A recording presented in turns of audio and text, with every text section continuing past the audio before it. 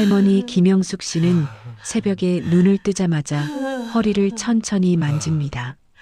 통증이 어디서 시작되는지 모를 만큼 묵직하게 퍼져 있죠. 일어나 앉는 동작이 예전 같지 않아서 침대 가장자리에 잠시 멈춰 숨을 고르십니다. 박성호 할아버지는 부엌에서 물을 끓이다가 그 멈칫한 시간을 알아차립니다. 할아버지는 오늘은 좀 어때요? 하고 조심스럽게 물으십니다. 할머니는 웃어 보이려 하지만 입꼬리가 쉽게 올라가지 않습니다. 괜찮아요. 잠깐만 그러면 돼요. 라고 말하며 허리를 펴려 하십니다. 할아버지는 괜찮다는 말이 사실이 아닐 수도 있다는 걸 눈빛으로 느끼십니다. 그래서 말 대신 따뜻한 물 한 잔을 내밀고 의자도 가까이 끌어다 놓으십니다. 할머니는 물을 마시며 창밖을 보는데 산책을 나갈 생각이 떠올랐다가 바로 사라집니다. 할아버지는 할머니의 손등에 잠깐 손을 얹고는 아무 말도 하지 않으십니다. 그 짧은 침묵 속에 걱정과 미안함이 함께 쌓여갑니다. 그날 밤 할머니가 먼저 잠들고 집이 조용해집니다. 박성호 할아버지는 작은 스탠드 불빛 아래에서 휴대폰 글씨를 크게 키우십니다. 허리 디스크 증상, 척추관 협착증 같은 단어를 검색하시죠. 화면에는 비슷한 말이 많지만 할아버지 마음은 더 복잡해집니다. 어떤 글은 걷다가 다리가 저리면 협착증이라 하고 어떤 글은 허리가 찌릿하면 디스크라 합니다. 할아버지는 도대체 우리 영숙이 건 뭐지 하고 중얼거리십니다. 그러다 방문 너머에서 할머니가 몸을 뒤척이는 소리가 들립니다. 할아버지는 핸드폰을 급히 뒤집어 놓고 조용히 방문 쪽을 바라보십니다. 내가 더 빨리 병원에 가자고 했어야 했나 하는 생각이 스치죠. 할아버지는 한숨을 길게 내쉬고 메모지에 증상 정리라고 적으십니다. 그리고 통증이 언제 심해지는지, 다리가 저린 적은 있는지, 밤에 잠을 깼는지 하나씩 떠올려 적습니다. 할아버지는 혼자 해결하려는 습관이 몸에 배어 있지만 이번에는 그 습관이 오히려 위험할 수 있다는 걸 느끼십니다. 내일은 꼭 얘기해야지요. 하고 스스로 다짐하십니다. 아침 식탁에서 할아버지는 평소보다 천천히 말을 꺼내십니다. 영숙이 오늘 병원 한번 가보면 어떻겠어요? 라고 묻습니다. 할머니는 젓가락을 잠깐 멈추고 애써 태연한 표정을 지으십니다. 병원까지 가서 뭐래요? 그냥 좀 쉬면 나아질 거예요. 라고 답하십니다. 할아버지는 그 말이 할머니의 자존심에서 나오는 걸 압니다. 할머니는 남에게 기대는 걸 싫어하고 아프다는 말을 크게 하지 않으시죠. 할아버지는 목소리를 낮추고 그냥 확인만 해보자고요.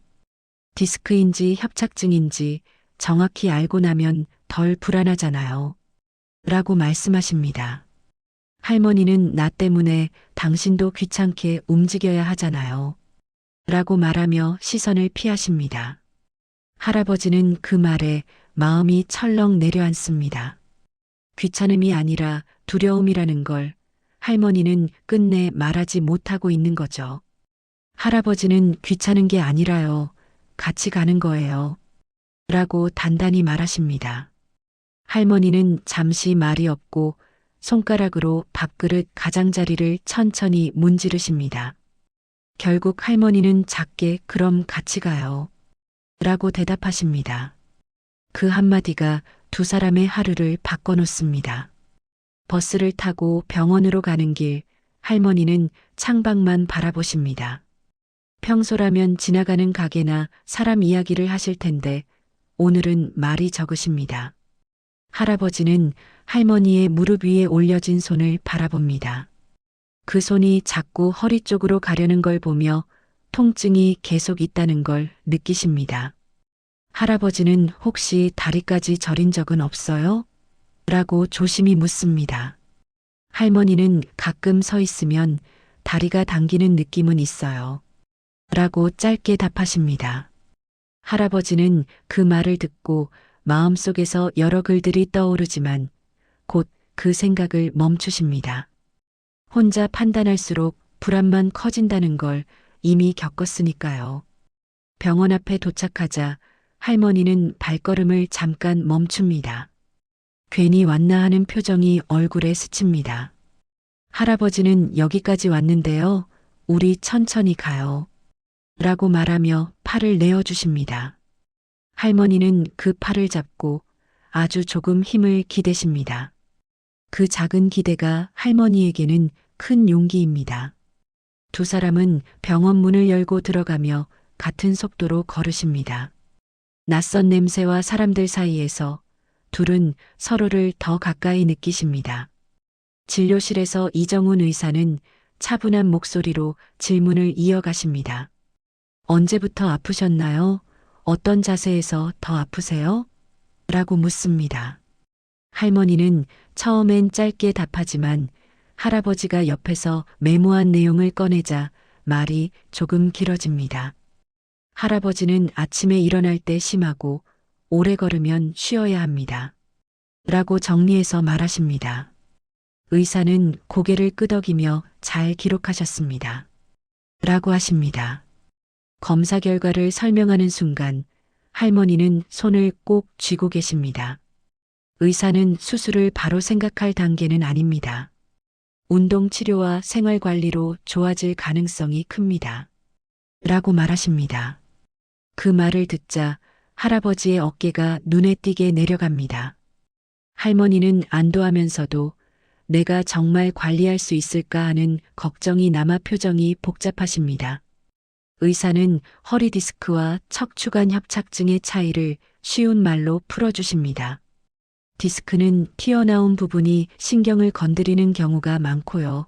협착증은 통로가 좁아져서 오래 걷기가 힘들어질 수 있습니다. 라고 설명하십니다. 할머니는 그럼 저는 앞으로 걷지 못하게 되나요? 라고 떨리는 목소리로 묻습니다. 의사는 아닙니다. 지금부터 방법을 배우면 더 잘 걷게 되실 수도 있습니다. 라고 또렷하게 답하십니다. 그 말이 할머니 마음에 작게 불을 켭니다. 물리치료실에서 최은지 치료사는 환하게 인사합니다. 김영숙 어머님, 오늘부터 몸을 편하게 만드는 연습을 해볼게요. 라고 말하십니다. 할머니는 낯선 기구를 보며 긴장하지만 치료사가 천천히 보여주자 따라 해보려 하십니다. 치료사는 허리는 세게 쓰는 게 아니라 똑똑하게 쓰는 겁니다. 라고 쉽게 설명합니다. 할머니는 웃으면서도 땀이 맺힙니다. 작은 스트레칭인데도 허리 주변이 뻣뻣하게 당기기 때문입니다. 할아버지는 옆에서 손을 모으고 집중해서 바라보십니다. 치료사는 할아버지에게도 집에서 같이 해주시면 정말 좋아요. 라고 말합니다.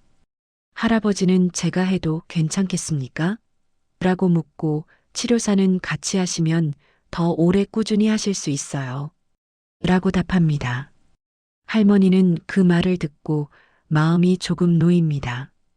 혼자 해야 하는 숙제가 아니라 둘이 하는 약속이 된 거죠.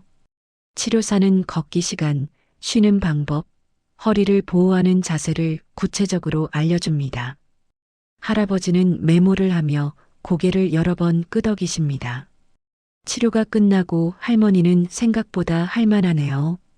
라고 말하며 처음으로 희미하게 웃으십니다. 집에 돌아오자 할아버지는 벽에 종이를 붙이십니다. 아침 스트레칭 10분, 점심 후 걷기 15분, 저녁 허리 풀기 10분이라고 큼직하게 적으십니다. 할머니는 그걸 보며 당신이 더 열심히네. 라고 웃으십니다. 할아버지는 당연하죠. 같이 하니까요. 라고 자연스럽게 답하십니다. 두 사람은 거실 매트 위에 나란히 서서 치료사가 알려준 동작을 천천히 따라 하십니다. 할머니는 허리를 곧게 펴려다 아프면 잠깐 멈춥니다. 할아버지는 무리하지 말고 쉬어요. 라고 말하며 물을 가져오십니다. 할머니는 그 말이 잘하라가 아니라 괜찮다로 들려서 마음이 편해집니다. 걷기 운동을 나가려 할 때 할머니는 망설이지만 할아버지가 5분만 걸어볼까요? 라고 기준을 낮춰주십니다. 그 작은 기준이 할머니를 움직이게 만듭니다. 둘은 엘리베이터를 타고 내려가 천천히 아파트 단지를 걷습니다. 할머니는 중간에 벤치에 앉고 할아버지는 옆에 앉아 말없이 같이 숨을 고르십니다. 돌아오는 길 할머니는 나 혼자였으면 안 나갔을 거예요. 라고 말합니다. 할아버지는 그래서 같이 하는 거죠. 라고 짧게 답하십니다. 며칠이 지나 통증이 좋아지는 듯 하다가 어느 날 할머니는 다시 심하게 아프십니다. 아침에 허리를 굽히는 순간 얼굴이 굽고 손이 식탁을 꽉 잡습니다. 할머니는 봐요. 소용없잖아요. 라고 말하며 눈을 피하십니다. 그 말 속에는 실망과 두려움이 섞여 있습니다. 할아버지는 당황하지만 목소리를 높이지 않으십니다. 오늘은 그런 날일 수 있어요. 치료사도 오르내림이 있다고 했잖아요. 라고 차분히 말하십니다. 할머니는 나는 자꾸 나아지다가 다시 아프니까 더 겁나요. 라고 솔직하게 털어놓으십니다. 할아버지는 잠시 생각하다가 그럼 오늘은 걷기 대신 스트레칭만 하고 병원에 전화해 볼까요? 라고 제안하십니다.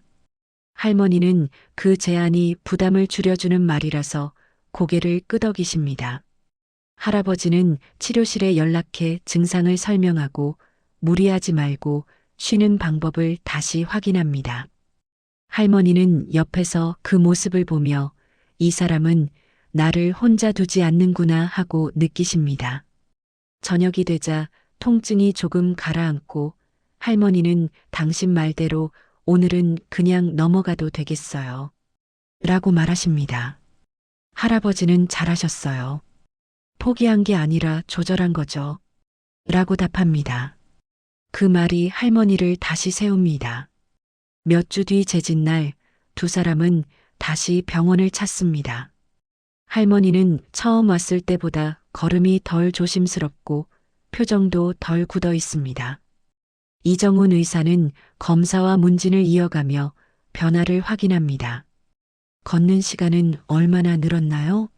라고 묻자 할머니는 처음엔 5분도 힘들었는데 요즘은 20분 정도는 괜찮아요. 라고 답하십니다.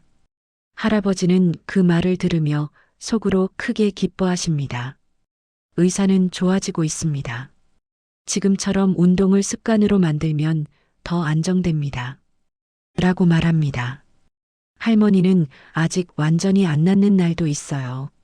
라고 조심히 말하십니다. 의사는 그건 정상입니다. 중요한 건 통증이 왔을 때 대처할 수 있는 힘이 생겼다는 거예요.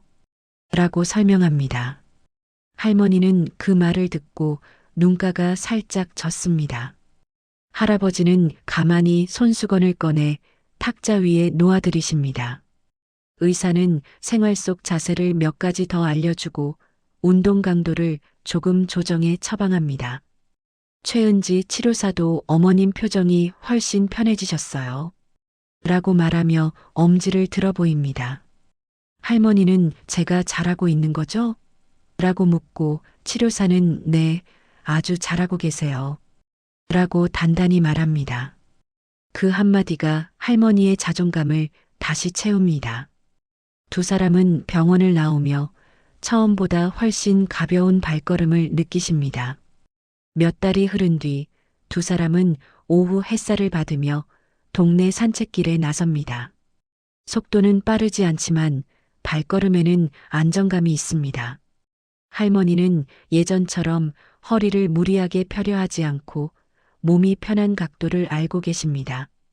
할아버지는 옆에서 걸음수를 재거나 재촉하지 않고 할머니의 숨소리를 먼저 살피십니다. 할머니는 벤치에 앉아 그때 병원 안 갔으면 어땠을까요? 라고 조용히 묻습니다.